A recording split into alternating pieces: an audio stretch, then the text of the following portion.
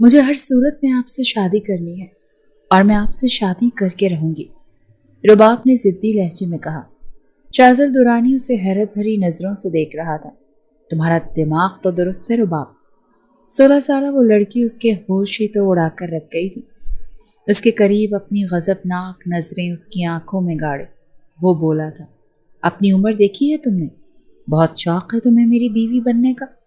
تمہاری بہن تو مجھے سہ نہیں پائی، ہنی مون ٹرپ میں ہی دم توڑ گئی۔ تمہیں کیا لگتا ہے تم سہ لو گی مجھے؟ تنزیہ مسکراہٹ چہرے پر سجا کر اس ذرا سی لڑکی کو سر سے پیر تک دیکھنے لگا۔ مجھے آپ سے شادی کرنی ہے، رباب کی زبان پر بس یہی ایک بات تھی۔ حالانکہ چہرے پر بدحواسی تھی، ماتھے پر ننھے ننھے پسینے کے قطرے تھے، آنکھوں میں خوف تھا، لیکن پھر بھی دیدہ دلیری سے وہ کھڑی تھی۔ شازل کی آنکھوں میں آنکھیں ڈال کر دیکھ رہی تھی۔ وہ ذرا سا مسکرایا۔ کیوں اپنی نازک جان پر ظلم کرنا چاہتی ہو؟ تمہاری 24 سالہ بہن جو کہ ایک بھرپور جسم کی مالک تھی، میری شدتوں کو جھیل نہیں پائی۔ تم تو شاید ایک رات میں ہی مر جاؤ گی۔ کیا اپنی جان پیاری نہیں ہے؟ کیا تمہیں خود سے محبت نہیں ہے؟ شازل نے اس کی آنکھوں کا خوف دیکھ کر اسے مزید ڈرانے کی کوشش کی تھی، لیکن وہ آنکھیں بند کر کے ہونٹ بری طرح سے کپ کپا رہی تھی۔ میں برداشت کر لوں گی، کہنے لگا۔ برداشت کرو گی؟ کپ کپاتے ہونٹوں کے ساتھ ہچکچاتے لہجے کے ساتھ دم ہے تن میں۔ شازل درانی ایک شیر کا نام ہے لڑکی، اپنے آپ کو مشکل میں مت ڈالو، میرے پاگل پن کو تم نہیں جھیل پاؤ گی۔ اپنی ذرا سی جان پر ترس کھاؤ۔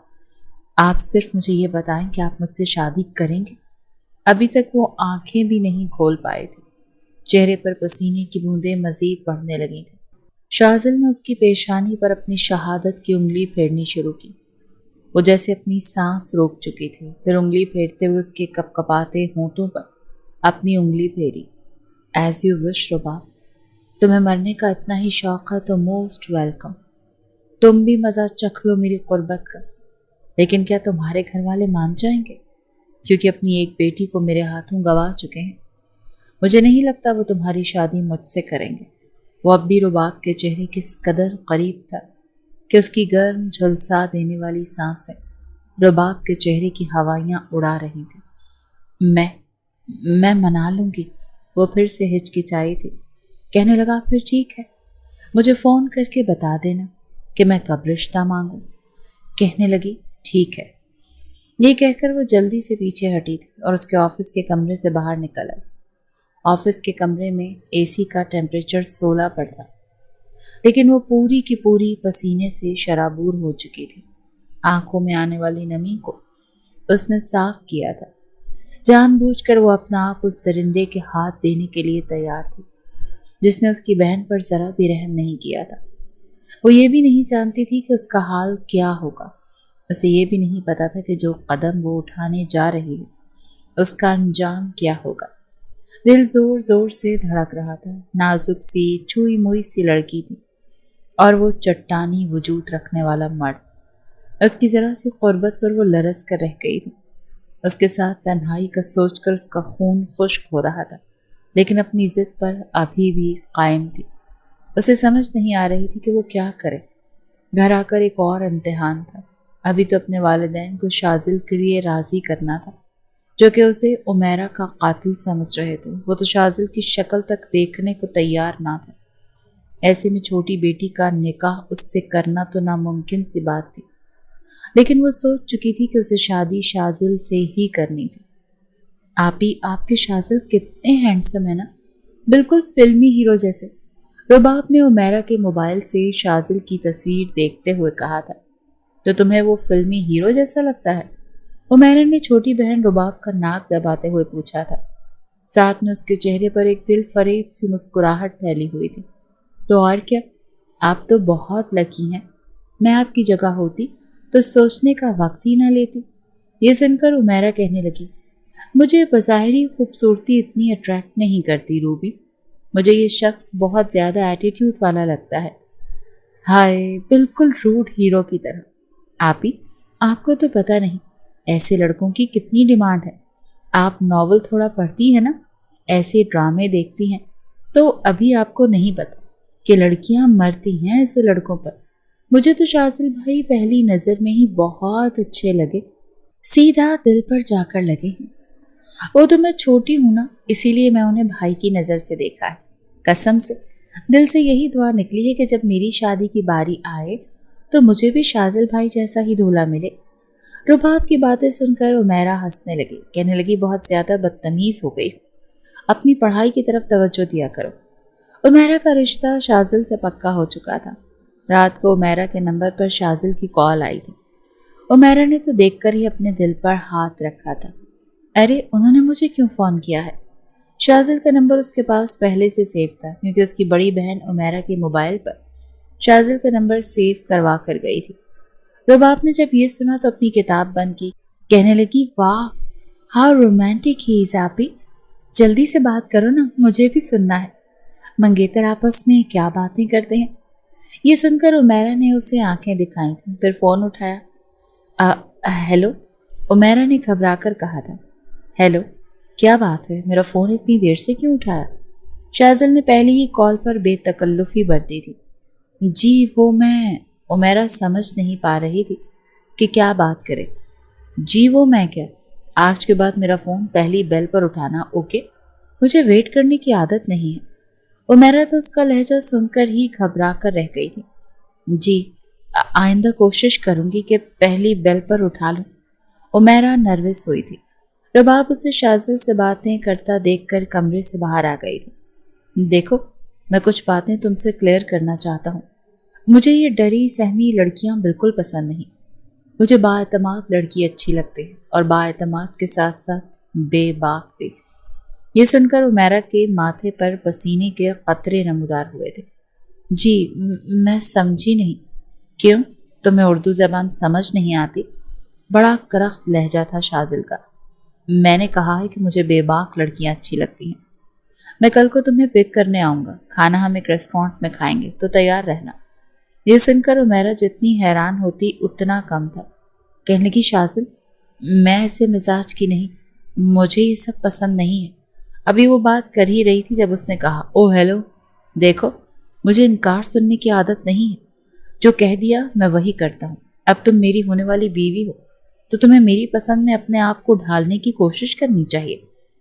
मैंने अपने वालिदैन की पसंद से शादी के लिए हामी तो भर ली है, लेकिन मुझे तुम जैसी शर्मीली लड़कियां बिल्कुल पसंद नहीं है।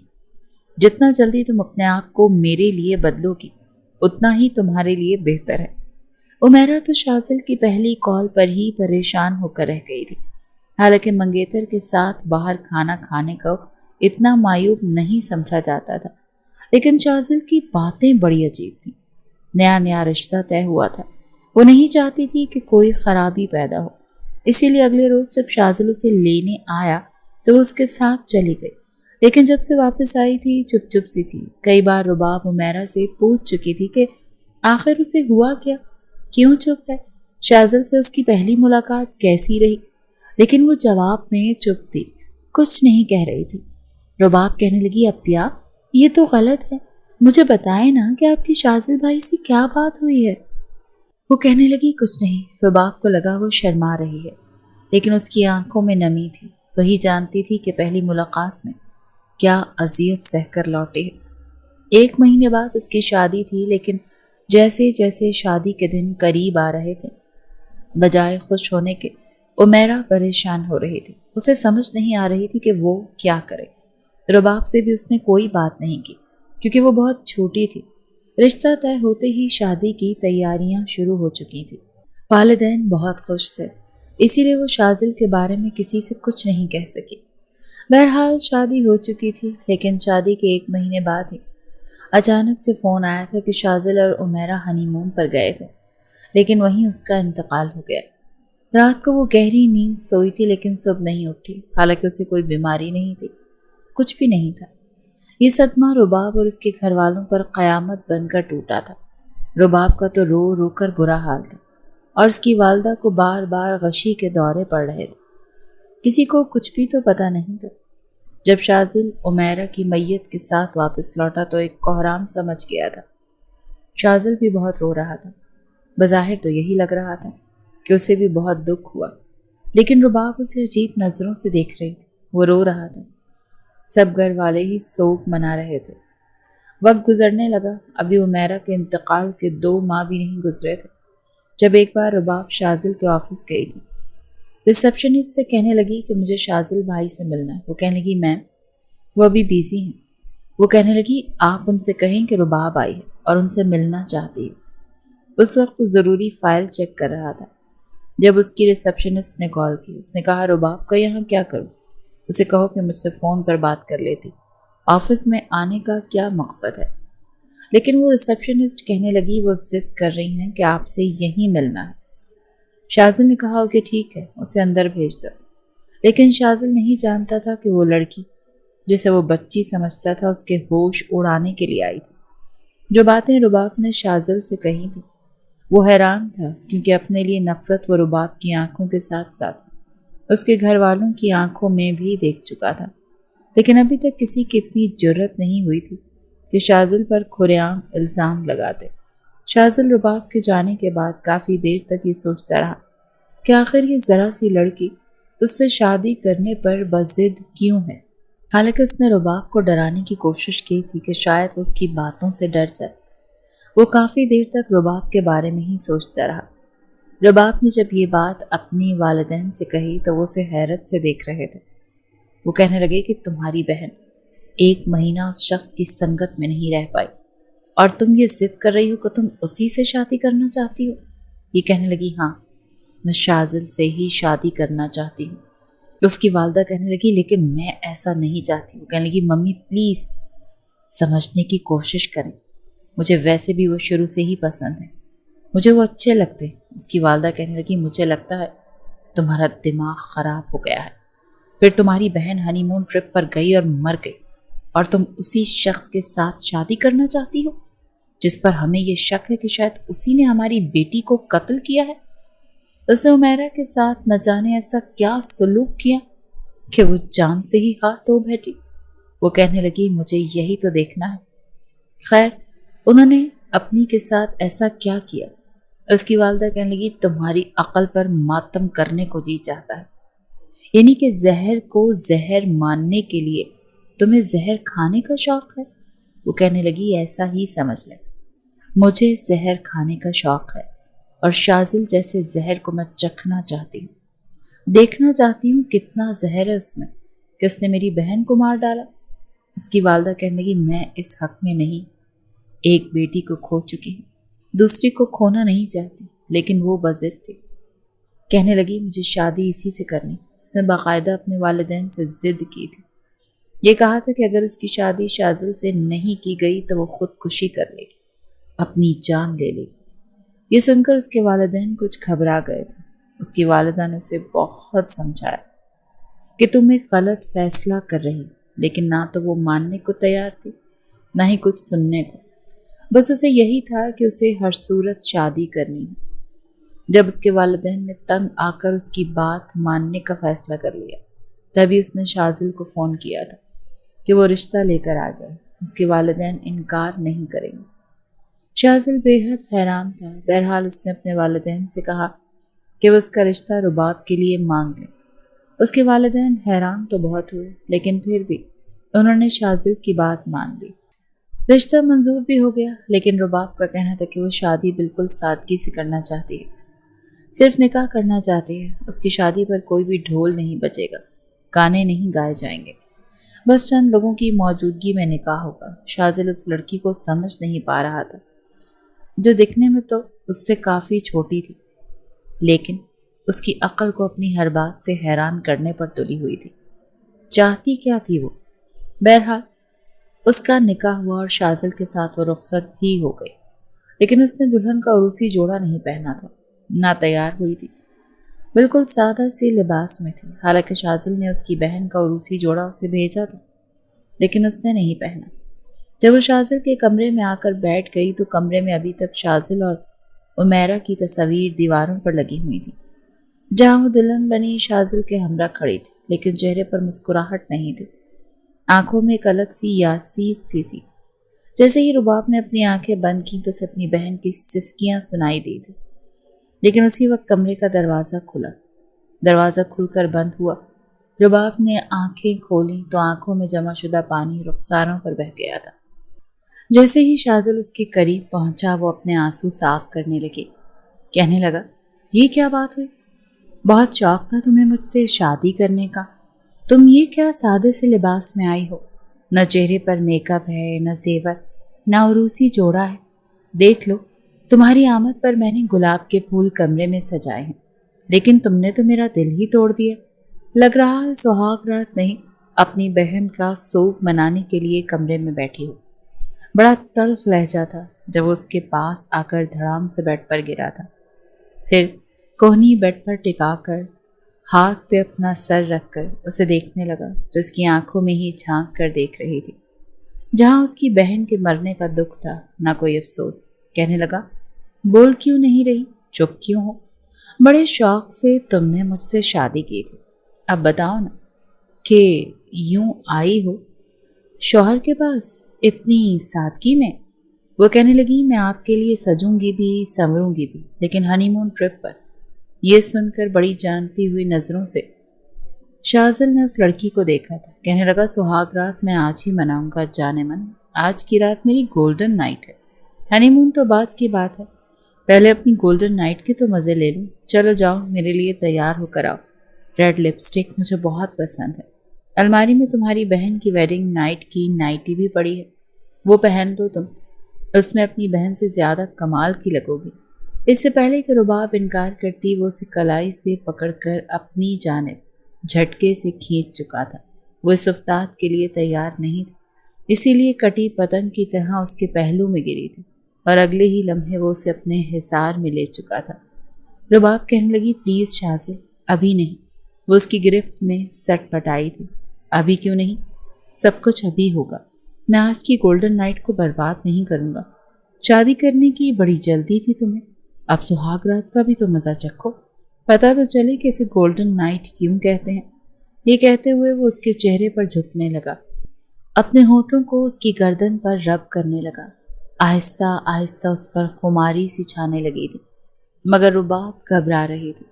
उसे खुद से दूर करने की कोशिश कर रही थी, मगर शाज़िल के सामने वो बेबस सी हो गई थी।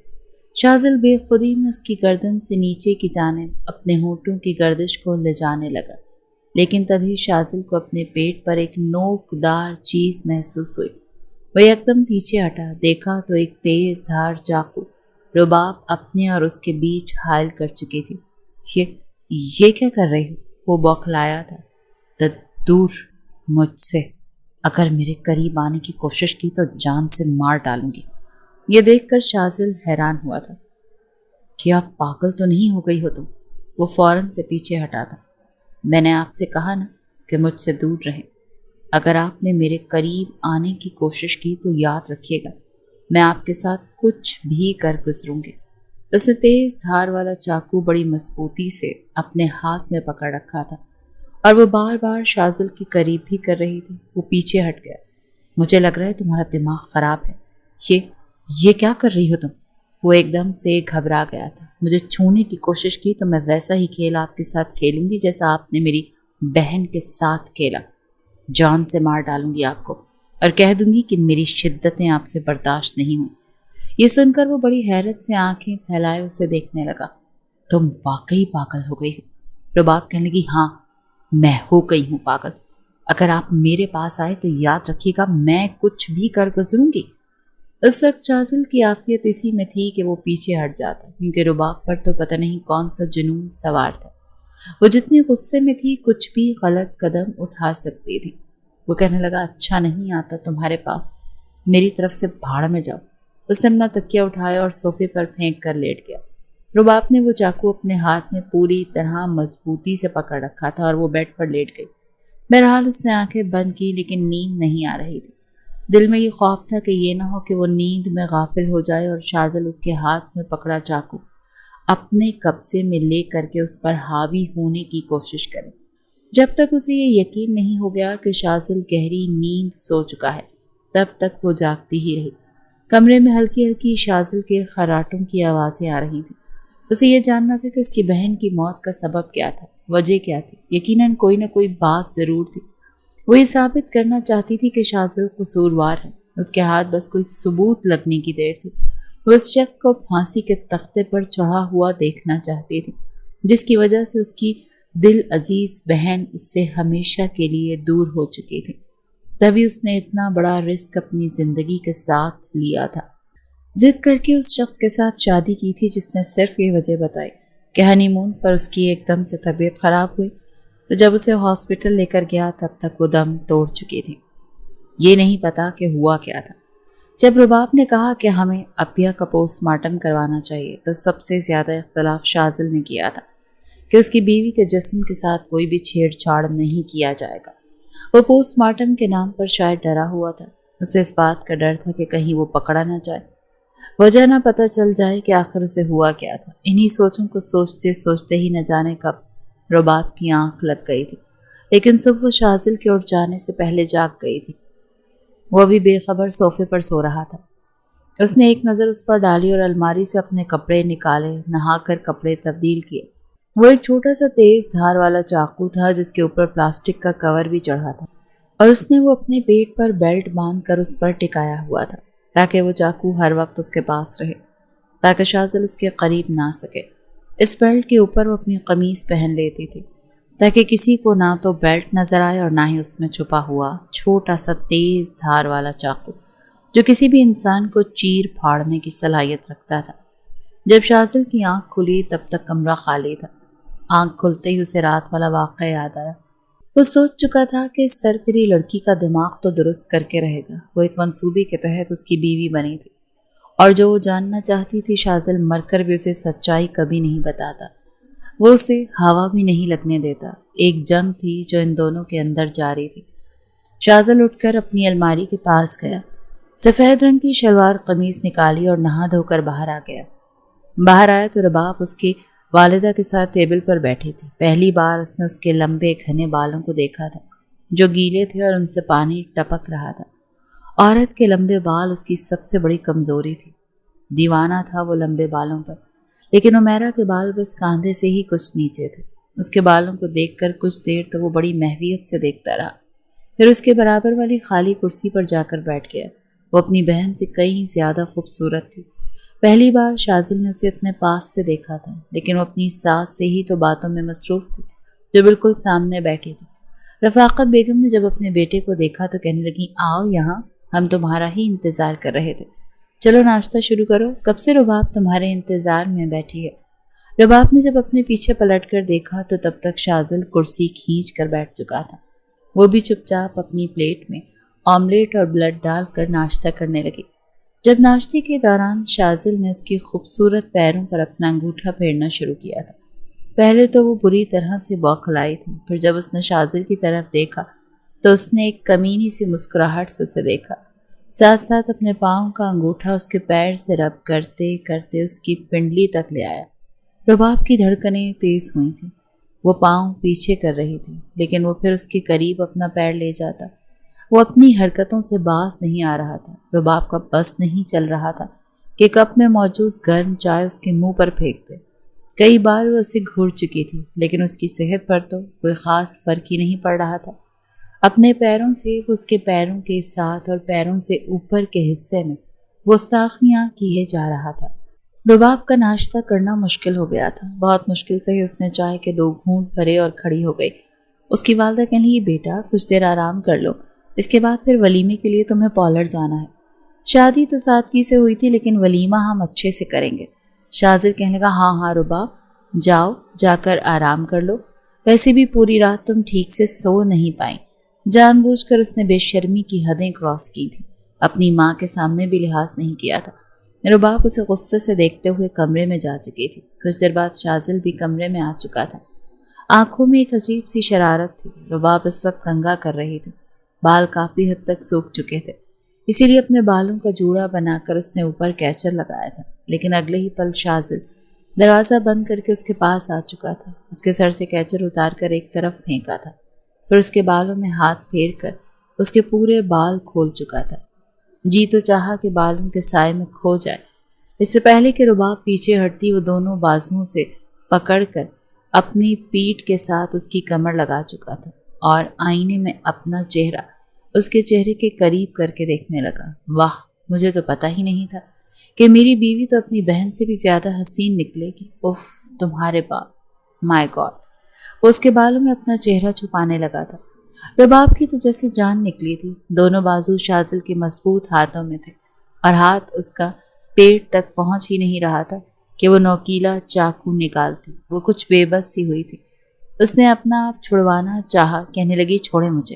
یہ کیا کر رہے ہیں؟ کیا کر رہا ہوں؟ تمہیں نہیں پتا؟ اسے رومانس کہتے ہیں بیبی۔ اتنی کڑوی کسیلی بیوی کو کچھ میٹھا بھی تو کرنا ہے۔ اسے کیسے زندگی گزرے گی؟ دیکھو، رات والا صبر روز روز نہیں دکھاؤں گا۔ تمہارے بال، او مائی گاڈ، پاگل کر رہے ہیں مجھے۔ وہ واقعی بے خودی میں جا چکا تھا، اس کے بالوں سے کھیل رہا تھا۔ دل کی بے اختیاریاں رباب کی بھی بڑھنے لگی تھیں۔ پتھر کی تو تھی نہیں، لیکن دونوں بازو ابھی تک شاذل کی گرفت میں تھے۔ شاذل نے جیسے ہی اس کے ہاتھ چھوڑے اور اسے گود میں لیا، پھر بڑے آرام سے بیڈ پر لٹا دیا، لیکن جیسے ہی خود وہ اس کے اوپر لیٹنے لگا، تب تک بڑی چالاکی سے وہ چاقو نکال چکی تھی، بنا شاذل کو یہ پتہ لگائے کہ اس نے پیٹ پر بیلٹ باندھ رکھی ہے۔ جب اس کے ہاتھ میں چاقو دیکھ کر وہ اچھمبے میں آیا اور کہنے لگا، یہ کیا چیز ہے تمہارے ہاتھ میں؟ یہ کہاں سے نکالتی ہو تم؟ وہ کہنے لگی، کہیں سے بھی نکالتی ہوں، مجھ سے دور رہو۔ اس بار تو شاذل جی بھر کر ضد چوا تھا، کہنے لگا، کیا مصیبت ہے یار؟ ایک تو تم نے زبردستی میرے آفس میں آ کر ضد کر کے مجھے اس بات پر راضی کیا کہ میں تم سے شادی کروں۔ اب تمہاری ضد پر میں نے تم سے شادی کی ہے، تو اب نخرے کیا دکھا رہی ہو؟ وہ کہنے لگی، میں نے آپ سے شادی اس لیے نہیں کی کہ آپ میرے ساتھ بھی وہی کریں جو آپ نے میری بہن کے ساتھ کیا۔ میں صرف یہ چاہتی ہوں کہ آپ مجھے سچ بتائیں کہ کیا کیا تھا آپ نے میری آپی کے ساتھ، اور کیوں ان کا پوسٹ مارٹم نہیں ہونے دیا، تاکہ آپ کی سچائی نہ کھل جائے۔ میں آپ کے منہ سے سچ سننا چاہتی ہوں۔ اگر آپ نے میری آپی کو مارا ہے تو میں آپ کو چھوڑوں گی نہیں، آپ کو جیل کی سلاخوں کے پیچھے بھیج دوں گی۔ جذبات میں آ کے وہ سب کچھ بول پڑی تھی۔ چپ چاپ شاذل اس کی بات سنتا رہا، پھر کہنے لگا، او اچھا، تو یہ جاننا ہے تمہیں کہ میں نے پوسٹ مارٹم کیوں نہیں ہونے دیا؟ جانے من، تمہیں میں لفظوں سے نہیں بتاؤں گا۔ اگر زیادہ ہی شوق ہے یہ جاننے کا کہ تمہاری بہن کیسے مری تو بنا چاقو کے آؤ میری باہوں میں، پھر عمل کر کے دکھاتا ہوں تمہیں۔ یہ کہہ کر وہ پیچھے ہٹ چکا تھا۔ ایک چھوٹا سا ریکارڈر بھی اس بیلٹ میں موجود تھا جو رباب نے پہن رکھی تھی، تاکہ جب بھی وہ جذبات میں آ کے سچائی کا اعتراف کرے تو وہ ریکارڈ ہو جائے، تاکہ اس کے پاس سب ثبوت موجود ہوں۔ وہ صرف ثبوت اکٹھے کرنے کے لیے ہی تو آئی تھی۔ شاذل ابھی تک یہ سمجھ نہیں پایا تھا کہ وہ چاقو چھپاتی کہاں ہے۔ ابھی وہ اس لڑکی کو سمجھ نہیں پا رہا تھا، اسی لیے عافیت اسی میں سمجھی کہ کمرے سے باہر چلا جائے۔ وہ کمرے سے باہر جا چکا تھا، لیکن دماغ رباب کے بارے میں ہی سوچے جا رہا تھا۔ اسے امید نہیں تھی کہ یہ 16-17 سالہ لڑکی 11ویں 12ویں جماعت کی طالبہ اس کی عقل کو دم کر کے رکھ دے گی۔ ابھی تک اس لڑکی نے اسے کچھ بھی کرنے کا موقع نہیں دیا تھا۔ اتنا تو وہ جان چکا تھا کہ وہ تیز دھار والا نوکیلا چاقو اس کے بے حد ہی کہیں قریب ہے، جو وہ جھٹ سے نکال لیتی ہے۔ رات کو ولیمے کا فنکشن ایک ہال میں کیا گیا تھا۔ کافی مہمان بھی آئے تھے اور آج رباب گرے اور سلور میکسی میں قیامت ڈھا رہی تھی۔ کچھ پل تو شاذل اسے بس دیکھتا ہی رہ گیا تھا، لیکن رباب کو اس کی وارفتگی بھری نظروں سے بھی نفرت محسوس ہو رہی تھی۔ بڑا مشکل ہوتا ہے اپنی بہن کے قاتل کے ساتھ وقت گزارنا، ایک کمرے میں رہنا، لیکن وہ خود پر جبر کر رہی تھی۔ بس ایک بار شاذل کے منہ سے سچائی نکلتی اور اسے پولیس کے حوالے کر دیتی۔ وہ اسے سزا دلوانا چاہتی تھی، بس یہی اس کا مقصد تھا۔ وہ جاننا چاہتی تھی کہ ولیمے کی رات بھی اسے اپنے پاس نہیں آنے دے گی، اسی لیے خود بھی اس کے قریب آنے کی کوشش نہیں کرتی تھی۔ رات کو کافی دیر تک جاگتی رہی، نیند تو شاذل کو بھی نہیں آ رہی تھی۔ دل چین ہی نہیں لینے دے رہا تھا، جذبات تنگ کر رہے تھے۔ وہ چاہتا تھا جیسے ہی رباب گہری نیند سوئے تو سب سے پہلے تو یہ دیکھے کہ اس نے وہ چاقو چھپا کے کہاں رکھا ہے جو اس کے اور رباب کے بیچ ایک کڑی دیوار بن چکا ہے۔ پہلے تو اس چاقو کو اس سے دور کرے، ایسی جگہ چھپائے جہاں وہ ڈھونڈ بھی نہ سکے، پھر اس لڑکی کا دماغ درست کرے جو اسے پچھلی 2 راتوں سے تڑپائے ہوئے تھی۔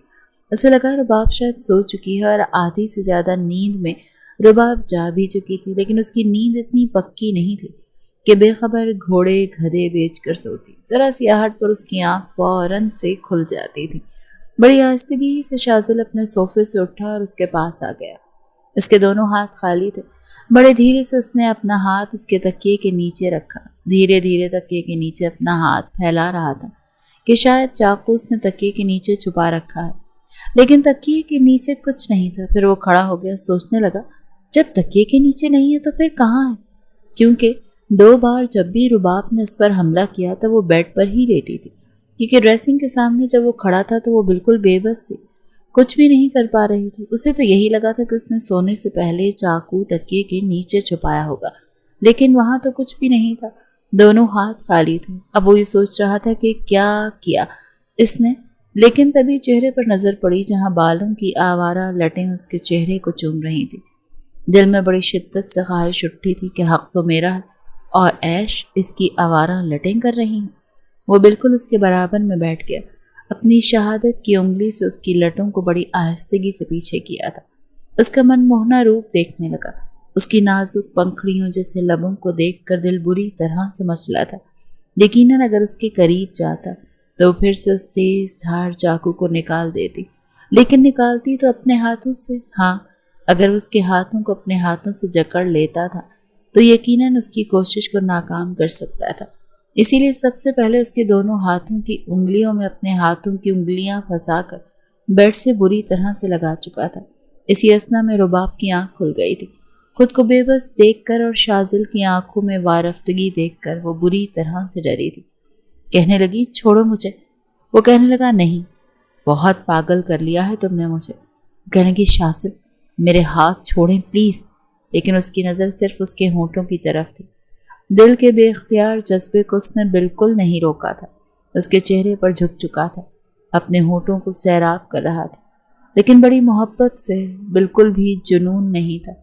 रुबाब बार बार अपना चेहरा पीछे कर रही थी, कभी दाएं कभी बाएं, उसकी कोशिश को नाकाम कर रही थी, लेकिन वो अपना इतना हक उस पर जता चुका था, उसे बता चुका था कि उसके होठों पर सिर्फ उसका हक है।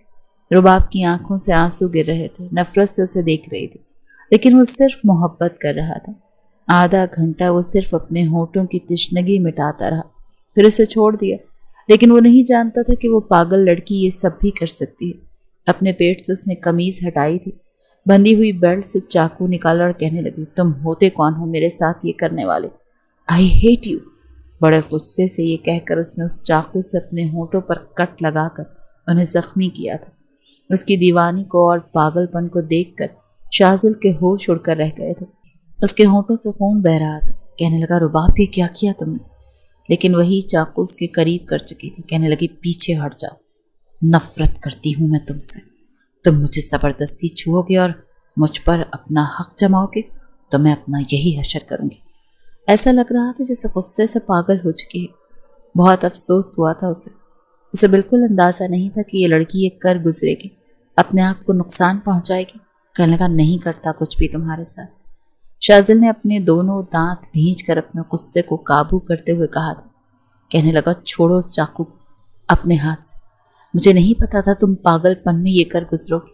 बुरी तरह से वो परेशान हुआ था, टप टप उसके होंठ से खून बह रहा था। अब वो अपना दुपट्टा अपने होंठ पर रख चुकी थी, आंखों से आंसू बह रहे थे। पहली बार शाजिल को उस लड़की पर तरस आया था जो जानबूझकर अपने आप को अजियतें दे रही थी। कहने लगा रुबाब जो तुम कर रही हो तुम ठीक नहीं कर रही, मेरे बारे में शायद तुम्हें कोई गलत फहमी हो चुकी है, जैसे तुम्हें लगता है मैं वैसा नहीं, लेकिन तुम्हारी बहन को क्या हुआ था, वो कैसे मर गई, ये मैं तुम्हें नहीं बता सकता, इसीलिए खुदा के लिए खुद को नुकसान मत पहुंचा। कहने लगी आप मेरे करीब आएंगे तो मैं अपने साथ यही करूंगी, अपने आप को काट कर जख्मी करूंगी। अपने होठों का जो हशर वो कर चुकी थी। शाजिल ने उसे बड़े गुस्से से देखा था। कहने लगा नहीं आता तुम्हारे पास, बस खुश रहो तुम। वो कहने लगी बता क्यों नहीं देते कि क्या किया है आपने मेरी बहन के साथ। वो कहने लगा ये भी नहीं बताऊंगा, तुमसे जो होता है कर लो, और ये जो चाकू तुमने पकड़ रखा है ना, जिसके बल बोते पर तुम ये सब हरकतें कर रही हो, बहुत जल्दी तुम्हें नजर नहीं आएगा। मुझे अपनी परवाह नहीं, लेकिन मैं तुम्हें खुद को नुकसान उठाने नहीं देख सकता। तुम खुद पर जबर करोगी तो मैं बर्दाश्त नहीं करूंगा।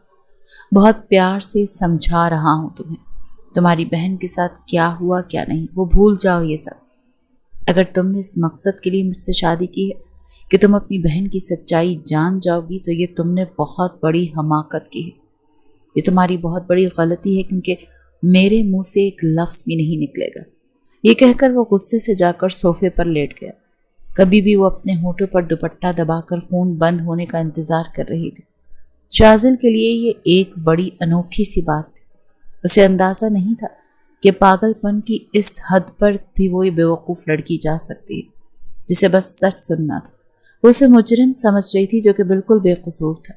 جس طرح سے آج رباب نے خود کو نقصان پہنچایا تھا، سچ مچ میں شازل ڈر چکا تھا۔ ہر حال میں اس نے اس چاقو کو اس سے دور رکھنا تھا۔ اتنا تو اسے اندازہ ہو چکا تھا کہ اس نے اپنے جسم پر ہی کچھ ایسا باندھ رکھا ہے جہاں وہ اس چاقو کو چھپا رہی ہے۔ یہ بات بھی نقصان دہ تھی۔ جس قدر وہ تیز دھار والا چاقو تھا، کبھی بھی اس کے پیٹ پر لگ سکتا تھا۔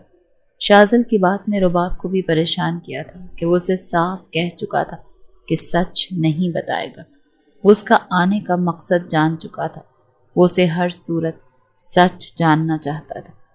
اگلے روز شازل نے رباب سے بات تک نہیں کی تھی، بلکہ 3-4 دن تک اس سے کوئی بات نہیں کی تھی، نہ اس کے قریب آیا تھا۔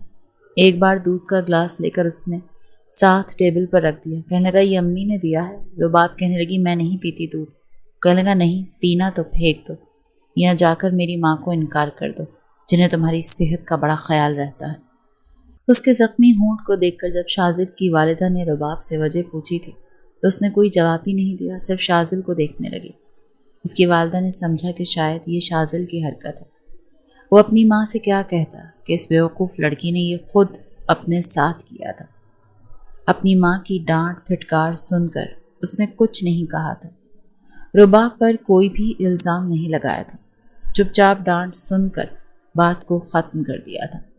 جب رباب نے دودھ کے گلاس کو ہاتھ تک نہیں لگایا تب شازل نے کہا دیکھو رزق کی بے حرمتی ہوتی ہے، تم نے پینا ہے پیو ورنہ امی کو واپس کر دو۔ جتنا خیال فرحانہ بیگم رباب کا رکھ رہی تھی، اس کی اتنی ہمت ہی نہیں تھی کہ جا کر دودھ کا گلاس انہیں واپس کر دے۔ اسی لیے چپ چاپ گھونٹ گھونٹ دودھ پیتی رہی۔ جتنے ہونٹ زخمی ہو چکے تھے، ٹھیک سے کھانا تو کھایا نہیں گیا تھا، اسی لیے دودھ پی گئی۔ پھر وہ بیڈ پر لیٹ گئی۔ شازل کو پتا تھا اس سے کھانا نہیں کھایا جا رہا، اسی لیے اپنی ماں کا نام لے کر اس نے جان بوجھ کر دودھ سائڈ ٹیبل پر رکھا تھا۔ اسے پتا تھا کہ اپنی ماں کا ڈراوا دے گا تو وہ دودھ پی لے گی، اور یہی ہوا تھا۔ دودھ پیتے ہی رباب گہری نیند سو چکی تھی، کیونکہ شازل نے دودھ میں نیند کی گولیاں بھی ڈالی تھی تاکہ اس خطرناک چاقو کو رباب سے جدا کر سکے، اور پھر اس نے یہی کیا تھا۔ وہ گہری نیند سو چکی تھی جب وہ اس کے قریب آیا۔ اس کی قمیص کو اوپر کیا تو پیٹ پر ایک چوڑی سی بیلٹ بندھی ہوئی تھی جس پر وہ چاقو بڑی احتیاط سے رکھا گیا تھا۔ اس نے چاقو نکالا، اس کا پلاسٹک کا کور بھی دیکھا۔ کور کے ساتھ تو بالکل سیف تھی، وہ چاقو سے نقصان نہیں پہنچا سکتا تھا۔ ساتھ میں اس کی نظر ایک ریکارڈر پر بھی پڑی۔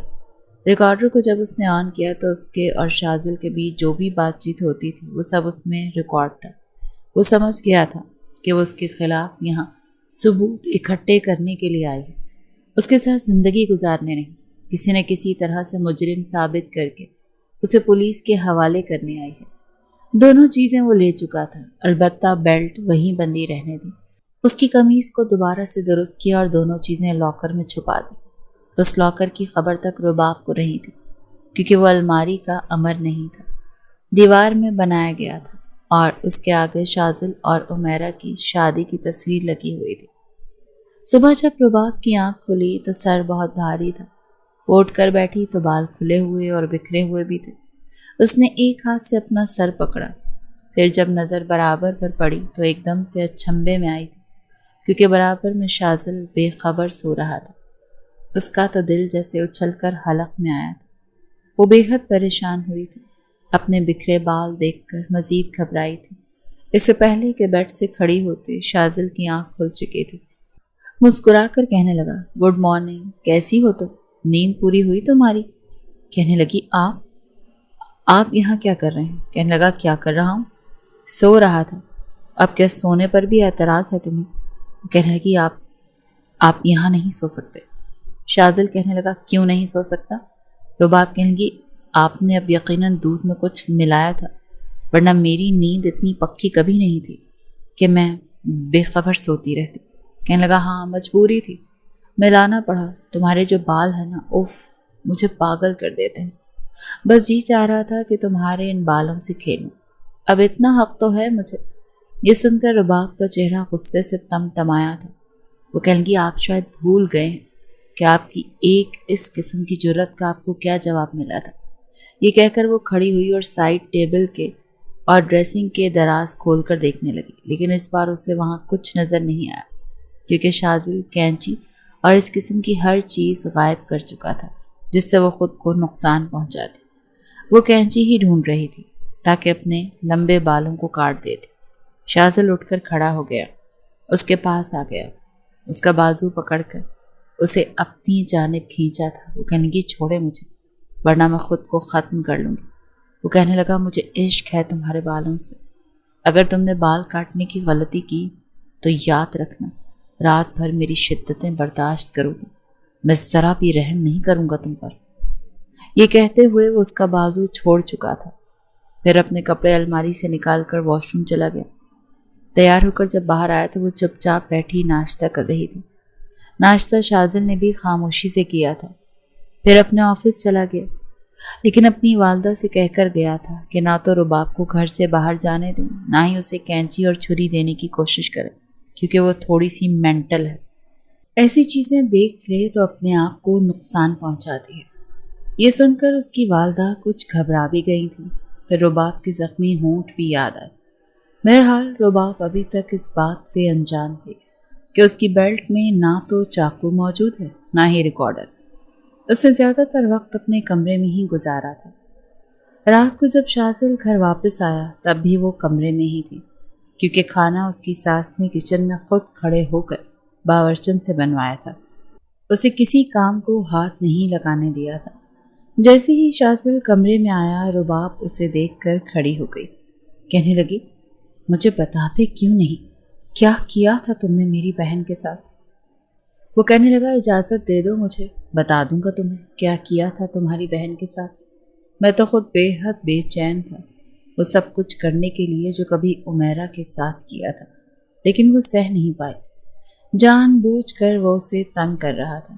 پھر اس نے اپنا بٹوا، گاڑی کی چابی، سب کچھ سائڈ ٹیبل کے دراز میں رکھا، اپنی آستینوں کے بٹن کھولنے لگا اور کہنے لگا میرا آرام دہ ٹراؤزر اور شرٹ نکال دو، میں شاور لے کر آ رہا ہوں۔ رباب کہنے لگی میں تمہاری ملازمہ نہیں ہوں، اپنے کام خود کرو تو بہتر ہوگا۔ یہ کہہ کر وہ سامنے صوفے پر جا کر بیٹھ گئی۔ ابھی تک اسے یہ شادی کرنے کا کوئی فائدہ نہیں ہوا تھا، ابھی تک وہ اس بات سے انجان تھی کہ عمیرہ کے ساتھ اس شخص نے کیا کیا تھا۔ شاذل کہنے لگا بہت ہو گئی تمہاری ضد، میری بیوی ہونے کے ناطے میرے سارے کام کی ذمہ داری تمہاری ہے، بہت پیار سے سمجھا رہا ہوں تمہیں، میرے پیار کا غلط فائدہ نہ اٹھاؤ تو بہتر ہوگا۔ میں شاور لے کر آ رہا ہوں، میں کپڑے نکال کر دو ورنہ ایسے ہی باہر آ جاؤں گا۔ یہ کہہ کر وہ واش روم میں چلا گیا، لیکن بجائے کہ وہ اس کے کپڑے نکال کر اسے دیتی، وہ کمرے سے ہی باہر جا چکی تھی۔ سمجھتا کیا ہے خود کو، میں اس کی نوکر نہیں ہوں، مجھے صرف یہ جاننا ہے کہ میری بہن کے ساتھ اس نے کیا کیا تھا، مجھے اس کے ساتھ زندگی نہیں گزارنی ہے۔ وہ بے بس کی آخری حد پر تھی، سمجھ نہیں آ رہا تھا کہ کیا کرے اور کیا نہ کرے۔ ابھی تو کوئی سرا اس کے ہاتھ نہیں لگا تھا جس سے وہ اسے مجرم ثابت کرتی۔ کافی دیر تو شاذل دروازے پر دستک دیتا رہا کہ رباب اس کے کپڑے سے پکڑائے گی، لیکن کمرے سے کوئی بھی آواز سنائی نہیں دے رہی تھی، اسی لیے جب وہ کمرے میں آیا تو کمرہ خالی تھا۔ بڑے غصے سے اس نے اپنے کپڑے تبدیل کیے اور باہر آیا۔ بڑی خاموشی سے کھانا کھانے کے بعد کمرے میں آ کر بیڈ پر بیٹھ کر لیپ ٹاپ پر کام کرنے لگا کہ جب تک وہ بیڈ پر کام کرے گا تب تک رباب سو نہیں سکتی۔ رباب جب کمرے میں آئی تو شاذل کو بیڈ پر ٹیک لگائے بیٹھے دیکھا، کہنے لگی ایسا کریں آپ صوفے پر جا کر بیٹھ جائیں، میں سونا چاہتی ہوں۔ شاذل نے ماتھے پر بل ڈالے، میں تمہارا نوکر نہیں، نہ غلام نہ ملازم جس پر تم حکم چلاؤ گی۔ کمرہ میرا ہے، بیڈ بھی میرا ہے اور گھر بھی میرا ہے، جہاں میرا دل چاہے گا میں بیٹھوں گا۔ وہ گہری سانس لے کر صوفے پر جا کر لیٹ گئی۔ सोफे की पिछली जानिब खिड़की थी। तेज तूफानी बारिश यकदम ही शुरू हुई थी। बादलों की गरज, चमक और तेज तूफानी बारिश से रुबाब को शुरू ही से डर लगता था। बार बार कभी खिड़की से पर्दा ठीक कर देती तो कभी डर के मारे आंखें बंद करती थी। चेहरे की रंगत उड़ी हुई थी। उसके चेहरे के बदलते तासुरात देखकर शाज़ल समझ चुका था कि वो बारिश से डर रही है। वैसे भी रात का 1 बज चुका था। शाज़ल ने अपना लैपटॉप बंद किया और सोफे के पास जाकर पर्दे हटा दिए। बाहर से बादलों की तरह चमकती हुई बिजली की रोशनी सीधी रुबाब के चेहरे पर पड़ रही थी। वो घबरा कर उठ बैठी। कहने लगी, ये पर्दे क्यों हटाए हैं आपने? कहने लगा, क्यों, तुम्हें डर लग रहा है? ड्रामाई अंदाज से वो उसे आंखें फाड़े देख रहा था, जैसे कि उसकी किसी कमजोरी को जानकर फायदा उठाने की कोशिश कर रहा हो। उसने नफी में सर हिलाया। कहने लगी, मुझे डर नहीं लग रहा। कहने लगा, तो फिर इतना हसीन नज़ारा है, खिड़की पर पर्दे क्यों डाल रखे हैं? ऐसे नज़ारों को तो देखना चाहिए। इससे पहले कि वो उठकर बेड पर जाती, उसकी कलाई पकड़ चुका था। कहने लगा, कभी बारिश में नहाई हो तुम? कहने लगी, नहीं, मुझे ऐसा कोई शौक नहीं है। वो कहने लगा, लेकिन मुझे तो बहुत शौक है। जानना चाहती है उस रात क्या हुआ था मेरे और उमेरा के बीच? ये सुनकर रुबाब ने उसकी आंखों में देखा था। कहने लगी, हाँ बताएं, क्या हुआ था? उसकी कलाई पकड़कर उसे कमरे से बाहर ले गया और लाउंज में लाकर बैरूनी दरवाज़ा खोला और उसे बाहर लॉन में ले आया, जहाँ बारिश तेजी से बरस रही थी। रुबाब बुरी तरह से घबराई थी। चौकीदार तक अपने क्वार्टर में जा चुका था। लॉन में कोई भी नहीं था सिवाय उन दोनों के। तेज बारिश में वो बुरी तरह से घबराई थी, लेकिन शाज़ल उसके बालों की चुटिया खोल चुका था। कहने लगी, ये आप क्या कर रहे हैं? छोड़े मुझे। कहने लगा, सच जानना है ना तुम्हें? ये कहकर वो उसे अपने हिसार में ले चुका था। ऐन उसी वक्त बादल बहुत जोर से गरजा था और वो उसी के सीने में अपना चेहरा छुपाकर उसकी शर्ट को दोनों हाथों से दबोच चुकी थी। पहली बार उसने शाज़ल को पुकारा था। शाज़ल, मुझे डर लग रहा है, प्लीज़ मुझे अंदर जाना है, मुझे बारिश से डर लगता है। उसके कान के करीब होकर कहने लगा, जब मैं हूँ तो क्यों डर लग रहा? तुम्हारा महरम हूँ। मेरे होने से तुम्हें खौफ नहीं आना चाहिए, बल्कि बेखौफ हो जाना चाहिए।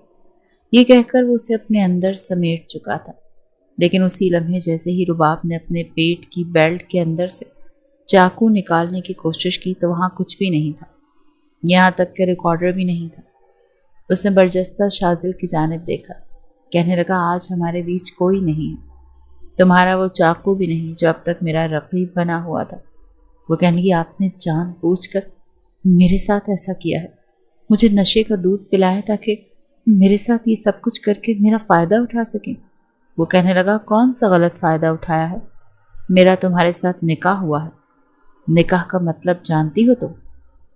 निकाह का मतलब है कि तुम मेरे लिए मुकम्मल तौर पर हलाल हो। मैं जब चाहे जहाँ चाहे तुमसे फ़ायदा उठा सकता हूँ। तुम्हारा निकाह मेरे साथ ज़बरदस्ती नहीं किया गया, बल्कि तुमने खुद चाहा था कि मैं तुम्हारे निकाह में आ जाऊँ। वो कहने लगी, आप मेरा मकसद जानते हैं, आपने मेरी बहन को जान से मार डाला। वो कहने लगा, मैंने उसे कुछ नहीं कहा, लेकिन सच तुम्हें तब बताऊंगा जब तुम्हें मुकम्मल तौर पर अपना लूँगा। मुझे इस बारिश को एंजॉय करना है, तुम्हारी बक बक नहीं सुननी। उसे अपने साथ लगाए वो अब उसके कान में सरगोशियाँ करने लगा, अपनी बेताबियाँ बता रहा था और वो बार बार अपना आप उससे छुड़वा रहे थे, लेकिन इस वक्त मुकम्मल तौर पर बेबस कर चुका था। उसके पास ऐसा कुछ नहीं था जिससे वो अपने आप को शाज़ल से दूर करती। अपनी शादी का फैसला उसे जज्बाती फैसला लगने लगा था। कहने लगी, मैं सुबह ही अपने आप को जान से मार डालूंगी। वो कहने लगा, मार डालना? बिल्कुल अपनी बहन की तरह। मेरा क्या जाता है, मैं किसी तीसरी लड़की से शादी कर लूँगा। ये सुनकर वो ज़िच हुई थी। कहने लगी, आप इंसान नहीं, आप जल्लाद हैं। वो कहने लगा, हाँ मैं जल्लाद हूँ, और आज तुम्हें बताऊँगा कि मैं कितना बड़ा जल्लाद हूँ। इस तेज़ बरसती बारिश में उसे गोद में उठाकर पहले लाउंज में लेकर आया, फिर कमरे में लाकर उसे बेड पर गिराया, फिर पलटकर कमरे का दरवाज़ा बंद किया। लेकिन जैसे ही उसके करीब आया, वो बेड की दूसरी जानिब से खड़ी हो गई। शाज़ल कहने लगा, देखो मुझे तंग मत करो। वो कहने लगी, आप चीटर हैं, धोखेबाज, मुझे नहीं रहना आपके साथ। वो कहने लगा, शादी तुमने अपनी मर्जी से की थी ना, मुझसे? बोलो, अब रहना तो पड़ेगा। یہ کہہ کر وہ اس کی طرف آ چکا تھا۔ پھر وہ دیوار کے ساتھ جا لگی تھی۔ دونوں ہاتھ رکھ کر وہ اس کے سارے راستے مکمل طور پر بند کر چکا تھا۔ لیکن وہ رونے لگی، کہنے لگی آپ قاتل ہیں میری بہن کے۔ شاذر کہنے لگا کچھ نہیں کیا میں نے تمہاری بہن کے ساتھ۔ تمہاری بہن کسی اور سے محبت کرتی تھی، کسی اور کو پسند کرتی تھی۔ ماں باپ کے کہنے پر اس نے مجھ سے رشتہ جوڑ دیا۔ جب پہلی بار میں نے اسے ریسٹورانٹ میں بلایا تھا تب تک ہماری شادی کے کارڈ بڑھ چکے تھے، شادی طے ہو چکی تھی۔ تب اس نے مجھے بتایا کہ وہ کسی اور کو پسند کرتی ہے، لیکن میرے پاس کوئی راستہ نہیں تھا سوائے اسے اپنانے کے، کیونکہ میرے خاندان کی عزت کا سوال تھا۔ لیکن میں نے اسے ہاتھ تک نہیں لگایا۔ ہنی مون کی جگہ تمہاری بہن نے منتخب کی، کیونکہ وہاں وہ رہتا تھا جس سے وہ محبت کرتی تھی۔ میں نے عمیرہ کو بہت سمجھایا کہ پہلے مجھے اس شخص سے ملنے دے۔ بہت سے لڑکے محبت کے نام پر دھوکہ دے جاتے ہیں۔ اگر واقعی وہ عمیرہ کے قابل ہوا تو میں خود اسے طلاق دے کر اس کی شادی اس شخص سے کروا دوں گا۔ لیکن تمہاری بہن بہت ضدی تھی۔ مجھے پتا ہے وہ رات کو اسی شخص کے پاس چلی گئی جس نے اسے برباد کر کے رکھ دیا، اور اس کی ایسی حالت کر دی کہ جب وہ میرے کمرے تک پہنچی تو دروازے پر دستک دیتے ہی ہوش کھو چکی تھی۔ میں اسے ہاسپٹل لے کر گیا، لیکن ڈاکٹر اس سے بالکل مایوس ہو چکا تھا۔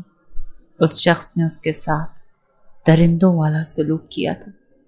مرنے سے پہلے اس نے مجھ سے وعدہ لیا تھا کہ میں اس کی سچائی اس کے گھر والوں کو نہ بتاؤں، تاکہ مرنے کے بعد اس کے گھر والے اسے برا بھلا نہ سمجھیں۔ میں اب تک وہ وعدہ نبھا رہا ہوں، سمجھی؟ پوسٹ مارٹم اس لیے نہیں کروانے دیا کیونکہ جو کچھ اس کے ساتھ ہوا تھا تم لوگ ذمہ دار مجھے سمجھتے۔ اگر تمہیں یقین ہے تو ٹھیک ہے، میرے ساتھ ویسے رہو جیسے ایک بیوی کو رہنے کا حق ہے، اور اگر تمہیں لگتا ہے کہ میں جھوٹ بول رہا ہوں تو میں فیصلہ تم پر چھوڑتا ہوں۔ تم میرے ساتھ نہیں رہنا چاہتی، تمہیں لگتا ہے کہ تمہاری بہن کا قاتل میں ہوں تو ٹھیک ہے، میں تمہیں بھی چھوڑ دیتا ہوں۔ لیکن رباب، میں تم سے محبت کرنے لگا، اسی لیے خود غرض ہو کر فیصلہ مت کرنا۔ رباب کو یاد آنے لگا آخری بار جب عمیرہ کی اسے کال آئی تھی، وہ یہی کہہ رہی تھی کہ میں نے تم سے کچھ چھپایا ہے، میں نے تمہیں کچھ بتانا ہے۔ وہ یہ بات بار بار کہتی تھی، لیکن بات ادھوری ادھوری سی تھی۔ بار بار اس کی آواز کٹ رہی تھی۔ شاید جہاں وہ تھی وہاں سروس نہیں آ رہی تھی۔ شادی سے پہلے بھی کئی بار رباب نے نوٹ کیا تھا کہ وہ فون پر کسی سے بات کرتی ہے، لیکن جیسے ہی رباب کمرے میں آتی ہے وہ فون بند کر دیتی ہے، اور شاذل کے رشتے پر وہ تذبذب کا شکار تھی۔ اس رشتے پر خوش بھی نہیں تھی، لیکن والدین کو پسند تھا، اسی لیے چپ ہو گئی تھی۔ شاذل چپ چاپ واش روم میں چلا گیا، شاور لے کر ہی باہر آیا تھا، آ کر خاموشی سے صوفے پر لیٹ گیا۔ پوری رات رباب عمیرہ کے بارے میں ہی سوچتی رہی۔ کبھی کبھی تو اسے شک ہوتا کہ عمیرہ کسی لڑکے سے بات کرتی ہے جو اس کے آنے پر سیل فون بند کر دیتی ہے۔ کبھی یونیورسٹی جاتے ہوئے اپنے بیگ میں گفٹ بیگ لے کر جاتی، اور کبھی وہ رباب کے ساتھ گفٹ شاپ سے پرفیوم خریدتی تھی، تو کبھی جینٹس گھڑیاں۔ جب وہ پوچھتی کہ یہ چیزیں کس کے لیے خرید رہی ہو تو وہ کہتی کہ میری دوست نے اپنے منگیتر کے لیے منگوائے ہیں۔ 100 بہانے تھے عمیرہ کے پاس۔ جیسے جیسے وہ عمیرہ کی زندگی کے بارے میں سوچ رہی تھی، آنکھوں سے آنسو بہہ رہے تھے۔ پھر وہیں زمین پر بیٹھ کر پھوٹ پھوٹ کر رونے لگی۔ اس کی آواز سن کر شاذل کی آنکھ کھلی تھی۔ وہ وہیں دیوار کے ساتھ بیٹھی منہ پر دونوں ہاتھ رکھے رو رہی تھی۔ شاذل اٹھ کر اس کے پاس آ کر بیٹھ گیا، کہنے لگا کیا ہوا تمہیں؟ تمہیں لگ رہا ہے کہ میں جھوٹ بول رہا ہوں؟ باخدا ایک ایک لفظ سچا ہے۔ اس وقت بھی مجھ پر شک کر رہی تھی جب تمہاری بہن کی میت میں لے کر آیا تھا۔ تمہیں لگ رہا تھا کہ میں نے غلط کیا ہے کیونکہ میں نے پوسٹ مارٹم کرنے نہیں دیا تھا، ورنہ میں خواہ مخواہ میں پھنس جاتا، کیونکہ اس نے وعدہ لیا تھا کہ میں سچ نہ بتاؤں، اور اگر سچ نہ بتاتا تو یقیناً تمہارے والدین یہی سمجھتے کہ میں نے قتل کیا ہے۔ اب تو انہیں صرف شک ہے۔ تمہیں سب کچھ اس لیے بتا دیا کیونکہ میں تمہارے ساتھ زندگی گزارنا چاہتا ہوں، ورنہ تم تو میرے آفس میں بھی آئی تھی۔ میں نے اس وقت بھی تمہیں ڈرایا تھا تاکہ تم واپس چلی جاؤ۔ اس وقت تم میرے لیے کوئی اہمیت نہیں رکھتی تھی، لیکن آج سب کچھ بتا دیا کیونکہ تم میرے لیے بہت خاص ہو۔ रुबाब, बताओ ना, क्या तुम्हें लगता है मैं झूठ बोल रहा हूँ? वो झूठ नहीं बोल रहा था। रुबाब को अच्छी तरह से समझ आ गई थी कसूर उसकी बहन का था, लेकिन शाज़िल ने उसकी इज्जत रख ली थी। अगर वो सबको सच बता देता तो वाकई उसे कोई भी याद ना करता। सब उसे बुरा भला समझते। उसके मर जाने पर रोने के बजाय शुक्र करते कि अच्छा हुआ, बदनामी का दाग साथ लेकर मर गई। रोते हुए उसने शाज़िल के सामने हाथ जोड़े थे। मुझे माफ़ कर दें, मैंने आपको गलत समझा। खुदा के लिए मेरे घर वालों से कभी मत कहिएगा कि अप्पी ऐसी थी। मुझे उसने मना ना किया होता ना तो मैं पहले ही कह देता और पोस्टमार्टम से भी ना रोकता। अपना डीएनए का टेस्ट करवाकर रिपोर्ट से साबित भी कर देता कि मैं बेगुनाह। लेकिन मैंने मरने वाले की आखिरी ख्वाहिश का एहतराम किया है। उसके दोनों हाथों को पकड़कर वो अपने लबों पर लगा चुका था। अब मेरा इम्तिहान कब तक लोगी, ये भी बता दो। बड़ी आस भरी नज़रों से वो उसे देख रहा था। जब उसने शाज़िल के दोनों हाथ पकड़कर रोते हुए अपने लबों से लगाए थे। आप बहुत अच्छे इंसान हैं, मैंने आपको समझने में गलती कर दी। ये कहते हुए वो उसके करीब आ गई थी और ये राज हमेशा दोनों के दिल में दफन ही रहा कि उमैरा कैसी थी।